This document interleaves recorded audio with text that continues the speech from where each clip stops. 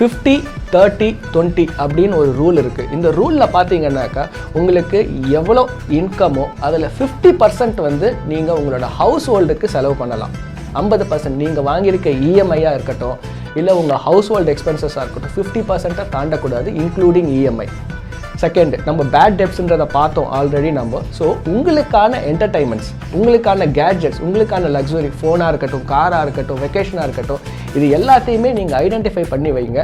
அதுக்கான ஒரு சேமிப்பு 30%, உங்கள் மாத வருமானத்தில் 30% சேர்க்க ஆரம்பிங்க. உங்களுக்கு என்னென்ன விஷயம் பிடிக்குமோ. ஸோ 50-30-20% வந்து கம்பல்சரி உங்களோட லாங் டேர்ம் சேவிங்க்கு. ஸோ நீங்கள் இருக்கிற லைஃபையும் நீங்கள் சந்தோஷமாக என்ஜாய் பண்ணுறதுக்கு 30% சேவ் பண்ணுறீங்க, என்ஜாய் பண்ணுவீங்க. ஃப்யூச்சருக்காகவும் ஒரு 20% சேவ் பண்ணுறீங்க. ஸோ 50-30-20 ரூலை ஃபாலோ பண்ணிங்கன்னாக்கா உங்கள் லைஃப் ஒரு நல்ல ஒரு பிரகாசமான லைஃபாக இருக்கும். ஓகே, இப்போ 50-30-20 சொல்கிறோம். இப்போ இன்னொரு பக்கம் எமர்ஜென்சி ஃபண்ட்ஸ் நம்ம சேர்த்து வைக்கணும் அப்படின்னு சொல்லுவோம். இப்போ எமர்ஜென்சி ஃபண்ட் அப்படிங்கிறது ஒரு 3 மாதம் இன்கம் வச்சுக்கோங்களேன். ஒரு 50,000 வாங்குறாருன்னா 50-50-50 1.5 லட்ச ரூபா ஆச்சு. ஸோ அந்த 1.5 லட்ச ரூபா சேமிச்சது போக 50-30-20 அப்படிங்கிறது வந்து அது ரியாலிட்டி ப்ராக்டிக்கல் நேரத்தில் எவ்வளோ தூரம் எல்லாம் பண்ண முடியுமா? அது வந்து அவ்வளோ ஃபீஸிபிளாக இல்லை ரொம்ப ஃபினான்ஷியலாக டிசிப்ளின் தான் பண்ண முடியுமா? அதை 25,000 ரூபா சம்பளம் வாங்குறவர், நான் ஒரு கஸ்டமர் ஒருத்தரை மீட் பண்ணேன் நான். அவரோட தொழில் என்னென்னா பெயிண்டர்.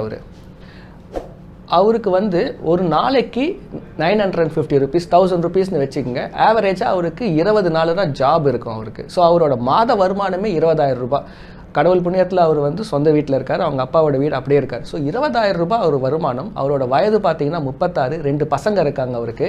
அவர் மியூச்சுவல் ஃபண்டில் 6,000 ரூபாய் இன்வெஸ்ட் பண்ணுறாரு. அவர் 6,000 ரூபாய், 20,000ல் 6,000 ரூபாய் பார்த்தீங்கன்னாக்கா கிட்டத்தட்ட பார்த்தீங்கன்னா ஒரு 30% இன்வெஸ்ட் பண்ணுறாரு. அவர் நம்ம என்ன பேசுகிறோமோ அதை தாண்டி இன்வெஸ்ட் பண்ணுறாரு.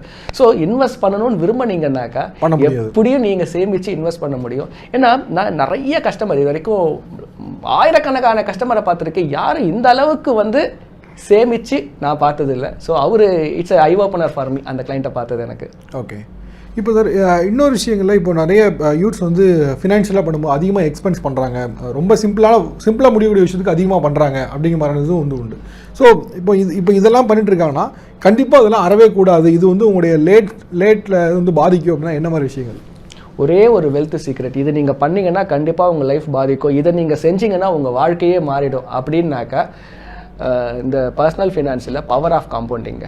நீங்கள் எந்த அளவுக்கு உங்களோட இன்வெஸ்ட்மெண்ட்டை சீக்கிரம் ஸ்டார்ட் பண்ணுறீங்களோ அந்த அளவுக்கு ஒரு பெரிய ஒரு கார்பஸை உங்களால் கிரியேட் பண்ண முடியும். சீக்கிரம்னா ஒரு ஏஜ் இருக்கலாம், எது ரொம்ப சீக்கிரம் வச்சுக்கோங்களேன். நீங்கள் வந்து மாதம் சம்பளம் வாங்குறீங்கன்னாக்கா 6 மாதம் அந்த சம்பளத்தை சந்தோஷமாக என்ஜாய் பண்ணுங்கள். ஏன்னா நம்ம வந்து நிறைய பேருக்கு கிஃப்ட் பண்ண வேண்டியிருக்கும், கிராட்டிடியூட் கொடுக்க வேண்டியிருக்கும், அப்பா அம்மா, ரிலேட்டிவ்ஸ், டீச்சர்ஸ் கிஃப்ட் பண்ண வேண்டியதுக்கெலாம் பண்ணுங்கள். இன்னொரு 6 மாதம் உங்களுக்கு தேவையான துணிமணிகள், என்டர்டெயின்மெண்ட்ஸ் இதெல்லாம் என்ஜாய் பண்ணுங்கள். 24 வயசில் போகிறீங்களா, 25லேருந்து ஆரம்பிச்சிடுங்க. அதுக்கப்புறமா நீங்கள் வந்து அட்லீஸ்ட் ஒரு 20% சேமிக்க ஆரம்பிங்க.